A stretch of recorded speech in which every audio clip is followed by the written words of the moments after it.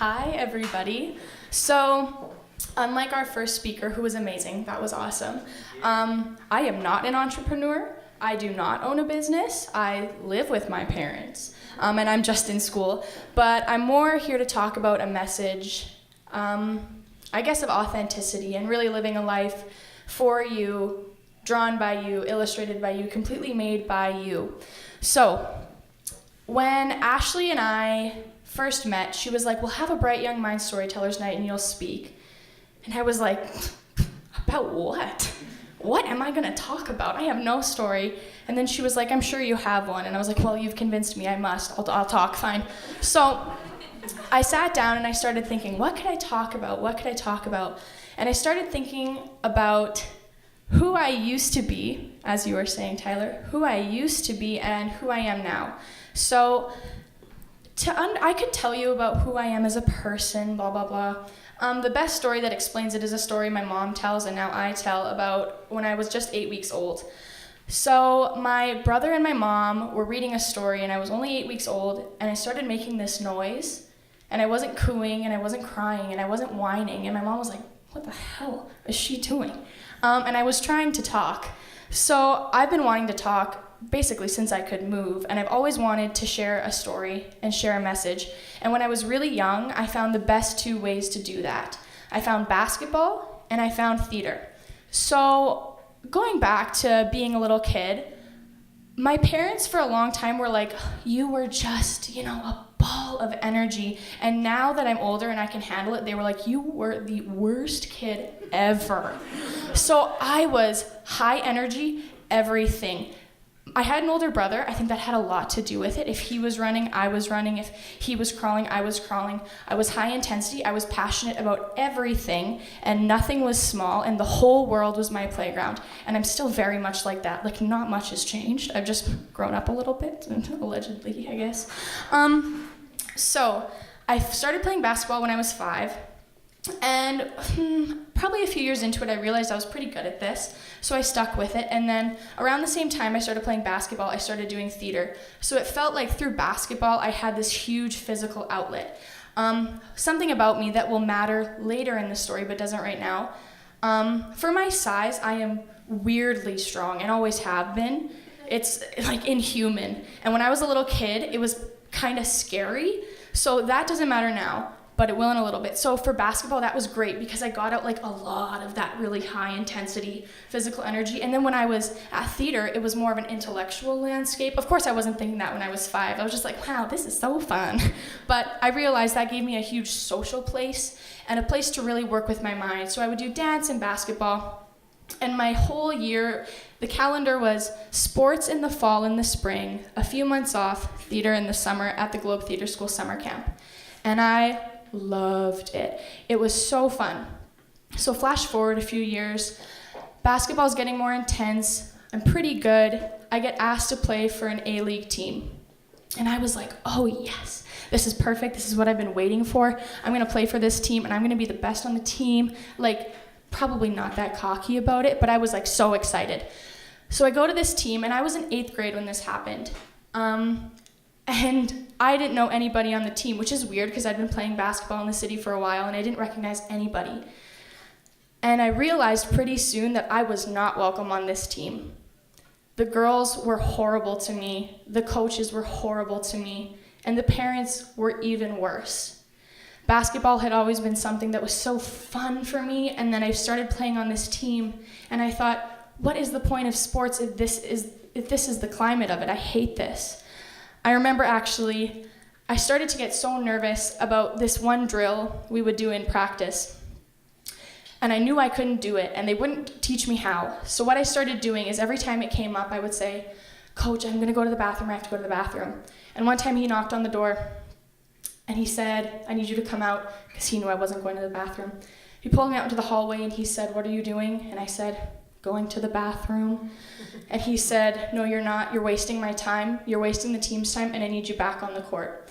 So he was not there to nurture me or grow me or anything. And one time, I was so nervous on the court, someone passed me the ball, and this was the first time in my life I had ever not known what to do when I was playing sports. And I just held the ball like this, until someone took it. It was so embarrassing. I hated myself. And then one of the girls actually, this is a few games later, I finally had a game where like I picked it up. I was so good. I was back on my shit. I was feeling myself. And we were all in a circle getting ready, after getting dressed after the game. And one of the girls said, "Can you believe that Katie finally knew what to do?" Okay. So I decided I was going to tough out that year and I was never going to play basketball again because I'm also the most dramatic person I know. So I was like, I'm going to throw it away. I'm never playing again. So turns out I just stopped playing for like 2 months. And then in the fall of my 9th grade year of high school, I got contacted by a girl who played for a club league team, and she said, "We think you should try out." And I was like, "Yeah, sure." So I played there for a year, and I had so much fun. It was great. It totally like rebirthed my physical basketball love, I guess. I fell in love with it again. And then something happened that year. So this kind of goes back to my like weird superhuman strength thing.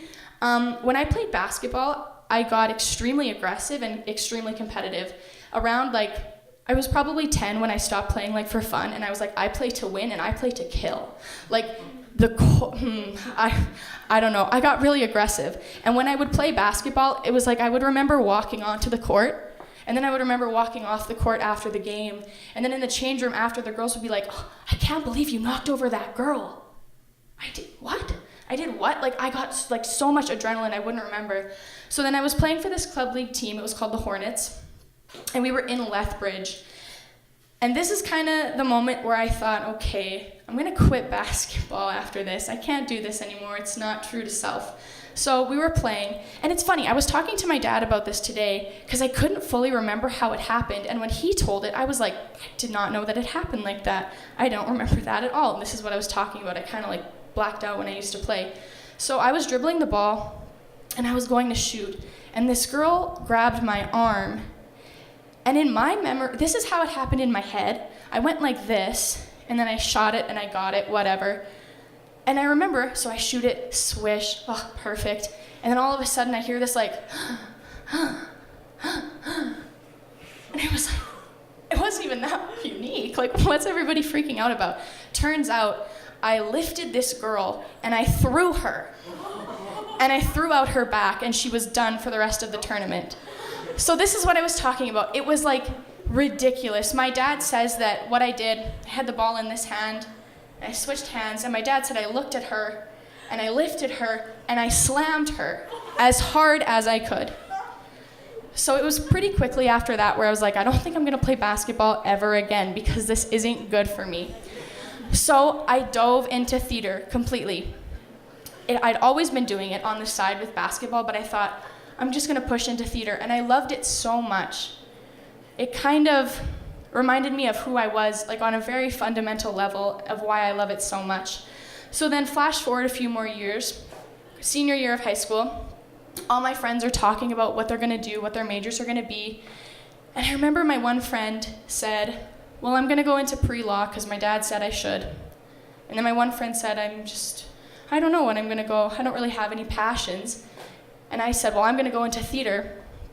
And one of my friends laughed and said, well, what are you gonna do with that? Probably just be happy, I guess. What are you gonna do with your degree that you hate? So I went into theater, and then I really felt this strong sense of embarrassment and like total shame.